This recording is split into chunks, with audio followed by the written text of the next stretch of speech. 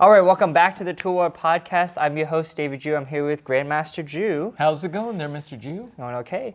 All right, last week we talked about masters in multiple different schools, and we ended it on jobs in Taekwondo. Because I brought up, if you're a really good umpire, I am a world-class, amazing umpire. I go to all the seminars, so I am up to date on everything that we do now. I go to all the tournaments. I'm constantly umpiring, and I've done all the roles. Can umpiring be its own job? Right now, it's a volunteer service. Well, it's a job. Yeah, no, it's a job, but you know what I'm saying. It's more voluntary. It's job. voluntary. You know, we're like, oh, we need umpires for this. Right. But now, you know, sometimes you have like seminars, and the master comes out, Grandmaster comes out, and they lead it. It is their job, right? Right. Now I'm talking about umpiring. Can that work? We'll start there. Ooh. No, I think it can work. You got to run it like a business actually. Mm-hmm. You know, I mean, Taekwondo in many ways is really a business. That doesn't matter how you slice it up. I think the most hang up is that, you know, this idea that you do Taekwondo for the love of the art and not for the money. I totally agree with that. I don't disagree with that. However, money is just part of one of those things that is required in order to run a dojang or a school, or especially if you want to take it to another level where you can really service your student. How do you do that? I mean, of course, you could teach class every day in your garage, and not really much of an expense, right? But it can only grow so far as well. Like what we do, we have a dojang here, and you need to utilize it, but it also costs quite a bit of money to do that, and so you've got to charge. You've got to have some kind of income. Did I start the dojang because I want to make money? No, I didn't start the dojang. I actually started the dojang because I became a 4th degree black belt, and I felt like I had a bigger obligation. That's why I started it, and lost money for many years. And still, we kind of struggle. You never really not struggle. It's just like any other business. So to answer your question, can it? And I think it can. But we're looking at an umpire, which is associated to a tournament. And so how much would you need to charge, and how many people would you need, just like any other business? And how much can I pay for these? Well, obviously, running a tournament, you have to have lots of staff. And is that a full-time job? I mean, think about it. If you had 4 rings, how many umpires do you need? Well, you need 20. You need 20. Plus some jury presidents and stuff, yeah. Let's just say the bare minimum, 5 umpires, Right. or so.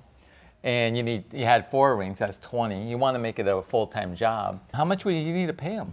You know, I mean, that depends on where you live and all that stuff. But let's say in California, you need $100,000, I think. Someone, if that was your job, $100,000. And you need 20, that's $200,000 of income that you'd need to pay these umpires. You better have a lot of tournaments. Well, I'm not saying like, well, okay. I think you got to look at it from like an organization standpoint where they're like traveling to all these tournaments. Well, yeah, then the traveling costs. Yeah, but I'm not saying like all of them being, like I'm talking to like you're top of the top umpire. Yeah. You know? I think you can. It's just going to come down to like, just like any other business entity, you're going to have to figure out how much income you get, and then how much your expenses are. And sometimes you're going to win, and sometimes you're going to lose, I guess. That's just like in any other business. So you could host a seminar and you might make good income, but then you might host a seminar and you might go bust, right? Yeah. And so Right. give and take. But that's an interesting idea. I mean, we're hosting this one in Vegas, you know, and okay, I'm going to boost it up. We got like 300 guys coming. That's not true, though. Like, no, that's not true. I know, that's not true. But what I'm saying is that there is a point where you can cover those costs. At what point? You'd have to sit down and figure that out. and then how much you want to pay them. Yeah. My question would be, would people more inclined to umpire because there is no financial holding them back? In other words, I'm getting paid and I'm getting my room taken care of and flying out because it's a job, right? Were they more likely to do it? Well, yeah, I mean, I think that role has to be definitely not just umpiring like tournaments, but also like you probably have to lead like umpiring courses as well. Kind of like it is like the ISC, that guy's the a real IUC. important person. Yeah. So, I think if you're gonna pay them, let's say $150,000 a year, then yeah, they're probably traveling all the time for those kind of things, and they're that's their working on job. those rules, and Yeah, they're working that's their on job. that is their job, right? Right. So that's why I'm saying yeah, it's probably limited to like 1 to 3 people, for these kind of things. But I think it's definitely a role. Maybe we have that. I don't know. We have an umpire director, and we have higher-ranking umpires, right? Right. But yeah, I think it definitely you have to generate more money for those kind of things, and I think there's an opportunity there, but it's just going to take more time as well. Oh, right. Any other specific jobs you think that can be expanded? That's right now For in Taekwondo? voluntary. Yeah, voluntary, but maybe could think about it could be more of a Well, instructors is a job.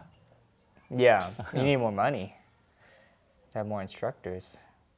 Well, for like us, it would be hiring somebody, I guess, to be the instructor. Yeah. But there are people that just teach, right? Yeah. Out of their garage. That's a job, I guess. I mean, it is a job. Yeah. But they're doing it because they love the art. Yeah. That's my guess. Is what it Right. I mean, I'm not trying to say that because you own a dojo that you don't love doing Taekwondo, because really that's what I like doing. Right. And I'm fortunate that we can have a commercial dojo, and I get to do Taekwondo, and Right. enjoy doing it, and we're producing some pretty high quality guys, which is really good. So, that's good. But then there's going to be people that I want to do it, and they try to simulate what we're doing, and then they don't make it. There's different reasons for that.